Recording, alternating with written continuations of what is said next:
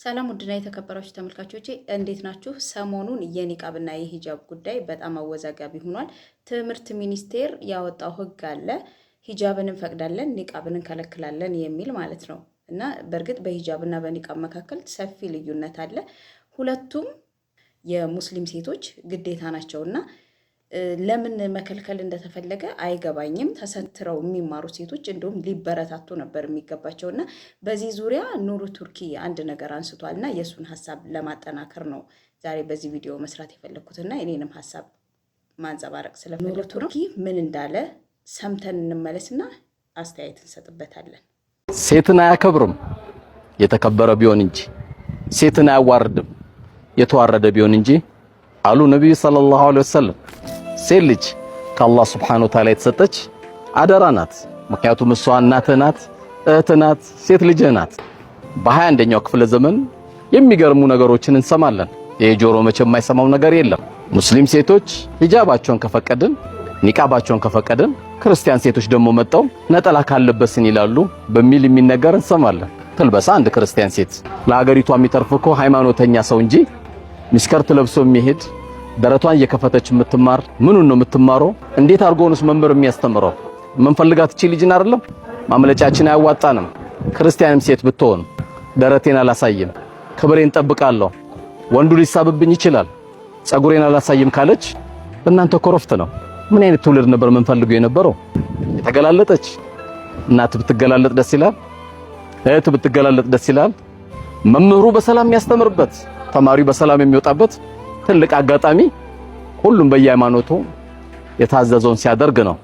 ከምንም በላይ የምድራችን ትልቁ ሞዴል ተብላ የምትጠራው ሙስሊሙም መርየም ክርስቲያኑም ማርያም ብሎ የሚጠራት አላህ ሰላሙን ያወርድባትና አለባበሷ ነበር። እንግዲህ ሙስሊሙ ኒቃብ ከተፈቀደለት ክርስቲያኑ ደግሞ ነጠላ ልልበስ ብሎ ያስቸግረናል ወይም ይጠይቀናል፣ ጥያቄ ይመጣብናል የሚለው አመለካከት በጣም ነው የገረመኝ። ሲጀመር እኮ በሁለቱም ሃይማኖት መሸፋፈን መከናነብ ትእዛዝ ነው። እነሱ ፈቅደው ወደው የሚሰጡት ሳይሆን በሃይማኖታችን ላይ የተጻፈ ትእዛዝ ነው። ምንም ሊያሰጋ አይገባም። እንዲሁም እሰይ ልበሱልን ሴቶች በእንዲህ አይነት ባማረ አለባበስ ትምህርታችሁን አቴንድ አድርጉ ነው ሊባል የሚገባው። ምንድነው ግን እዚች ሀገር ላይ የተገላለጡ ሰዎች እኛን ባህላችንን፣ እሴታችንን፣ ሃይማኖታችንን የማይወክል ነገር ተለብሶ ሲታይ የሚበረታቱት ሃይማኖትን፣ ባህልን፣ ስነ ስርዓትን የጠበቀ አለባበስ ሲለበስ ደግሞ እንደ ኋላ ቀር እንደ በቃ ምንም መሀይም አድርጎ የሚታሰበው ለምንድን ነው? መንግስት ላይ ያሉ ባለስልጣናቶች የራስ የሚሉት ሃይማኖት አላቸው። የነሱ ሃይማኖት ምን ስለሆነ ነው የሴት ልጅ መከናነብ፣ የሴት ልጅ ስርዓት፣ የሴት ልጅ አደብ የሚቃወሙት ምን ስለሆነ ነው? ይገርመኛል። በየጊዜው የሙስሊም ሴቶችን አለባበስ ሁልጊዜ በቃ ለማስቀረት ጫና የሚያደርጉ ባለስልጣናቶች ናቸው በቃ የሚፈጠሩት። ሴት ልጅ እኮ ከምንም ነገር በላይ ስርዓቷን መጠበቅ ያለባት ሀገርን የምትሰራ ትውልድን የምታፈራ ናት አይደል እንዴ?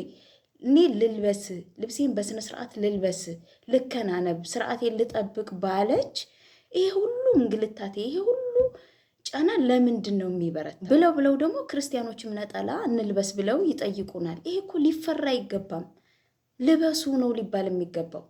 ቤተ ክርስቲያን ሲካሄድ ብቻ ነው እንደ ጸጉር የሚሸፈነው አይደለም እኮ። ሁሉም ቦታ ስርዓት እኮ ነው። አንዲት ሴት ልጅ የትም ትሁን የት ጌታዋን ፈርታ እሱ ይጠይቀኛል ብላ አካሏን ከመጥፎ ነገር ከዝሙት እይታ መሸፈን እኮ የትም ቦታ ላይ ሊተገበር የሚገባው ነው። ይህን መፍራት ሳይሆን ያለባቸው እሰይ ብሎ መበረታታት ነው ያለበት። ልበሱ ይሄማ እሰይ በቃ ስርዓታችሁን ጠብቁ ነው ሊባል የሚገባው። በሁሉም ሃይማኖት እኮ ሴትን ልጅ ያከበረ ሴትን ልጅ ያላቀ እሱ የተከበረ ነው አይደል እንዴ የተባለው? ምንድነው የምትፈሩት? ይሄን ጥያቄ ኒቃብ የሴኩሪቲ አደጋ ሊያመጣብን ይችላል ሊያስከትልብን ይችላል ነው የተባለው። ከታሰበበት እኮ ቀላል ነው። ብዙ አሰራሮች አሉ። መፍጠር ከተቻለ እንግዲህ እንፍጠር፣ ፈጠራን እንለማመድ አይደል እንዴ እየተባለ ያለው። መፍጠር ከተቻለ ትምህርት ቤት የሚማሩ ኒቃቢስቶችን ሴት እህቶቻችንን እኮ በስነ ስርዓት በአሰራር ኮንትሮል ማድረግ ይቻላል እኮ። ሌላ ሰው እንዳይገባ ከተፈለገ እነሱ መሆናቸውን የሚገልጽ ብዙ መንገድ ቴክኖሎጂ ላይ ነው ያለነው። በብዙ መንገድ መሰራት ይቻላል። ኒቃብ የለበሰች ዶክተር፣ ኒቃብ የለበሰች መምህር ኒቃብ የለበሰች የቢሮ ሰራተኛ መኖር አለበት። እነሱ ናቸው እንዲሁም ስርዓት ያላቸው፣ ልታበረታቷቸው ይገባል። በቃ ኒቃብ አደጋ አይደለም፣ ራስን የመጠበቂያ መንገድ ነው። ዝሙት ራስን የመከላከያ መንገድ ነው። ለበስ ቢበረታታ ሁላችንም የምንደግፈው ነው። ሙስሊሞች ብቻ ሳይሆን እዚህ ላይ ክርስቲያኖችም ልትደግፉት ይገባል። እህቶቻችሁ መልበስ አለባቸው። ነጠላቸውን ተከናንበው ነው መማርም መስራትም ያለባቸው። አጉል ይሄ ልታይ አስፈላጊ አይደለም። ትውልድን እየገደለ ነው ያለው። የምዕራባውያኖችን አለባበስ ለምንድን ነው ሁሌ የምንደግፈው? ሁሌ እነሱን የለበሰ ለምንድን ነው የሚበረታታው? አንዲት በስነ ስርዓት ጅልባቧን ሂጃቧን ለብሳ የምትማር ተማሪ እየተነቀፈች ከትምህርት እየተገለለች፣ ሌላዋ ደግሞ ቁምጣ ለብሳ ፒኪኒ ምናምን ለብሳ ስትሄድ የምትበረታታበት አገር እኔ በጣም ነው የሚያሳዝነው። ይሄ መሆን የለበትም። ስልጣኔ በዚህ አይደለም። ስልጣኔ ሃይማኖቶችን በመተው ሃይማኖቶችን በመርገጥ ትዕዛዛቶችን በመንቀፍ ሳይሆን ስልጣኔ በምን እንቆጣጠረው፣ ይሄ ስጋታችን ነው፣ ይሄን ደግሞ ስጋቱን በምን እንቅረፈው ነው እንጂ ሊባል የሚገባው ሃይማኖት ተከታዮችን በማሸማቀቅ በማሳቀቅ አይደለም። እና እባካችሁ ሴት እህቶቻችንን አክብሩ። ባለባበሳቸው በሰብአዊ መብታቸው አትምጡ። ይሄ ከሃይማኖትም በላይ እንደኔ ሰብአዊ መብት ነው። ማንኛውም ሰው አለባበሱን ራሱ ነው የሚመርጠው። ስለዚህ ሰብአዊ መብቱ እንጂ ማንም በህግ አጸድቆ ማንም ከለክልሻለሁ በዚህ ነገር ነው የምትመሪው የሚል ህግ ማስተላለፍ አይገባውም። እኔ አለባበሴን ራሴ ነኝ የምወስነው። ራሴ ነኝ የፈለኩትን ልብስ መልበስ ያለብኝ። ልገላለጥም ካልኩ የራሴ መብት ነው፣ ልሸፋፈንም ካልኩ የራሴ መብት ነው። ስለዚህ እንዲሁም ቢከለከል ኖሮ ብታውቁ ኖሮ መከልከል ያለበት የሚገላለጥ አላግባብ ብዙ ነገር የሚሰሩ ሰዎችን የሚሰሩ ሴቶችን ነበር መከልከል የነበረባችሁ። እንዴት አንድ አደቤን ልጠብቅ ስነ ስርዓቴን ልጠብቅ ያለች ሴት ከፍላጎቷ ትታቀባለች፣ ከመማሯ ከትምህርት ቤቷ ትታገዳለች። ሌላውን ተውት፣ የሶላቱን የምኑን ተውት።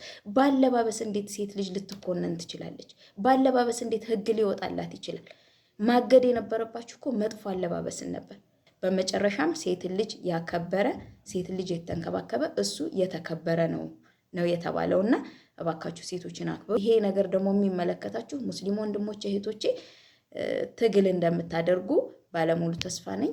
ስላዳመጣችሁኝ ከልቤ አመሰግናለሁ። ሰብስክራይብ እያደረጋችሁ ቻናሌን አበረታቱኝ። ቻው፣ አመሰግናለሁ።